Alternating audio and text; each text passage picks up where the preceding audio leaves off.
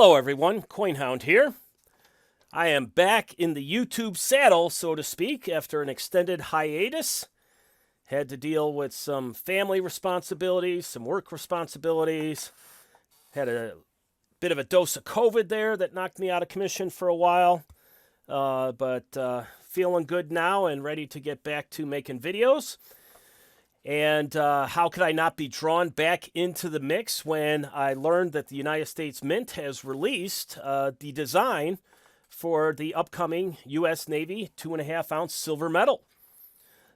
Of all the various products to be released this year by the U.S. Mint, this is the one I have most been looking forward to.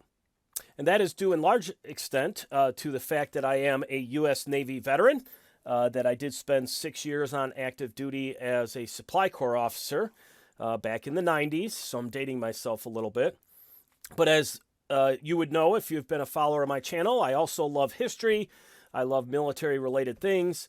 And so I have been very excited about this military medal series that was initiated by the U.S. Mint last year. First with the U.S. Air Force medal and then the U.S. Coast Guard. And then, obviously, the third one here to be released this upcoming March 11th is going to be the U.S. Navy medal. When I heard that the design had been released, I had to get online right away and check it out. And so we're going to do that here. As I said, these medals are 2.5 ounce silver medals. As you can see there, the mintage limit is 10,000. And that mintage limit is consistent with the previous two medals that were issued last year. One change, though, is the household order limit, which was a limit of none for the Air Force and Coast Guard medals, is a limit of 1 now. And I must say I'm a little bit disappointed in that because I was thinking I was going to probably order, 2 or 3 of these because of my personal connection. So it is a little disappointing that it's 1. But on the other hand, being unselfish, this will likely allow more people to get their hands on the medal. I guess that's good, but a little disappointing. I would have liked to have gotten 2 or 3 of them. But anyways, so that's the setup. Household order limit of 1, mintage limit of 10,000, and they will go on sale on March 11th at 12 noon Eastern Time. So let's go ahead and take a little bit of a look at the design here. I must say that I have been pretty impressed so far with the designs that have been issued for the Air Force medal, for the Coast Guard medal, and now for the United States Navy medal. I really, really like this design, and I know designs are subjective, and maybe there'll be some varying opinions out there, but I'm just looking at this, and it's really a beautiful design. I really like it. And you have the reference there to the United States Navy. Kind of done uniquely with the United States offset from center a little bit there. I actually kind of like that. It's different. I do like it as kind of an artistic touch. And then you have the Navy there, straight across horizontally. I like the font. That looks very nice. And then you've got quite a number of images here. The most foremost image, of course, is the larger modern warship. And that is a rendition of the USS John Paul Jones. John Paul Jones was a hero in the American Revolution in the Continental Navy. He's considered to be the father of the United States Navy. And this is a ship that's been named in his honor. It is a guided missile destroyer from the Arleigh Burke class of destroyers. And it is hull number 53, as you can see there. It is the second U.S. Navy ship to be named in honor of John Paul Jones. And looking at the design, the details of it, really well done. And then in the background, in the sky, you have a flight, a formation, if you will, of F-18 Hornets, which is a Navy carrier plane. And they are flying by in the sky, and so that pulls in the aviation aspect of the Navy. And down to the right, you have the old ship of sails, the USS Constitution, the most historic ship, arguably, in American history. And the USS Constitution is the oldest commissioned ship in the United States Navy. The Constitution was commissioned, or I shouldn't say commissioned, but it was authorized in 1794 as part of the Naval Act that was passed that year that established the U.S. Navy. Now, this is a little bit of a historical technicality. The United States Navy itself generally dates its birth date to 1775, when the Continental Navy was established. But after the American Revolution, the Continental Navy was disbanded, and we went for a period of time without an official navy.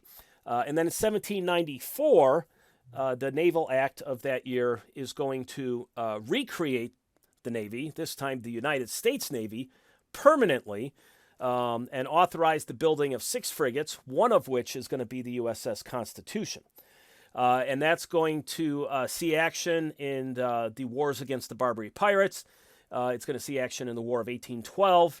It's going to win a number of significant victories in the War of 1812. In one of the battles, my understanding is a number of the balls that were shot from the opponents bounced off the hull of the ship, giving it the nickname Old Ironsides. The ship today is moored in Boston, and it is an actively commissioned ship. It is staffed by Navy personnel, and it is open to the general public. I did have a chance to visit that ship a few years back when I visited Boston. It's part of the many historical sites related to the American Revolution and the aftermath of the American Revolution. And it's quite a neat experience. It's quite a beautiful ship. You get to go inside and kind of get the feel for those ships. Very, very cramped and constrained. You know, it's not real large inside, but it was pretty neat to check it out in person. And, you know, I don't know if any of you are avid readers out there, but I am currently reading through the Patrick O'Brien series, Master and Commander, which deals with the British Navy during that time and their ships of sail, relating the adventures of Captain Jack Aubrey and his friend and ship's doctor, Stephen Maturin. I'm on book 3, and I'm really enjoying that so far. So anyways, that's a bit of a tangent. And the last item on the obverse there is the saying, "Don't give up the ship." Now, when I was a midshipman training to be an officer, one of the things we had to do was take a naval history class, and we had to learn a bunch of famous quotes from naval history, and this was one of them. Another one was from John Paul Jones. In a battle he proclaimed, when he was asked if he wanted to surrender, he proclaimed, "I have not yet begun to fight." Another one was David Farragut coming down the Mississippi during the Civil War, in which there was concerns about mines, and they called mines torpedoes at the time. He decided to barge ahead, and he proclaimed, "Damn the torpedoes, full speed ahead." Of course, one of them was this quote here, "Don't give up the ship." Now, this dates to the War of 1812. A British warship, the Shannon, was participating in a blockade of Boston Harbor, and an American ship, the Chesapeake, commanded by James Lawrence, went out to confront the Shannon, and they engaged in a naval battle, and he was mortally wounded. The captain, commander of the ship, James Lawrence, the American, was mortally wounded in the battle, and as he lay dying and encouraging his men to fight on, he yelled out to them, "Don't give up the ship." And so that has become a treasured saying in Navy lore. So anyways, love that design. Very excited about it. Let's take a look at the reverse now. Now, the reverse has a line of sailors standing at what looks like to be parade rest, and you have the American flag in the background. I find this side of the coin, I like the design, but I don't find it quite as incredible and spectacular as the front side. To me, it's a little bit more on the pedestrian side. It does represent the sailors. They are kind of the heartbeat of the ship. And you have the flag in the background symbolizing the United States, on whose behalf the United States Navy operates and fights. And then you have down there at the bottom, you have honor, courage, and commitment. So the reverse, I like it. Not totally blown away by it. but I really do love the front of the medal. And then, of course, you'll get some nice packaging there. That actually looks pretty nice. I'm glad that this has some offsetting colors with either a white or a silver inscriptions on the blue box. Was not a fan last year of the Morgans and the Peace Dollars packaging, in which it was black packaging with black lettering. But this does look like it will be pretty nice. And then finally, I didn't mention it earlier, but the price on these is going to be $160. But remember, it is 2.5 ounces of silver. If you calculate it out, that's about $64 a ounce, if I am correct. And that's roughly about the price of the 1 ounce presidential silver medals, which I also like very much. And so that's pretty reasonable, at least as far as these U.S. Mint products go. And it is a bit cheaper on a per ounce basis than the Morgan dollars and the Peace dollars were last year. They were $85 for an ounce. So this is, a good 25% less expensive than that on a per ounce basis. And there is a lower mintage as well. But of course, these likely will not be as red hot and popular as the Morgan and the Peace dollars were. So there are trade-offs. Anyways, that's it. I was just excited to see this out there. I suspect some others have probably put out videos on it as well. But I just wanted to weigh in myself and document this significant release of the design.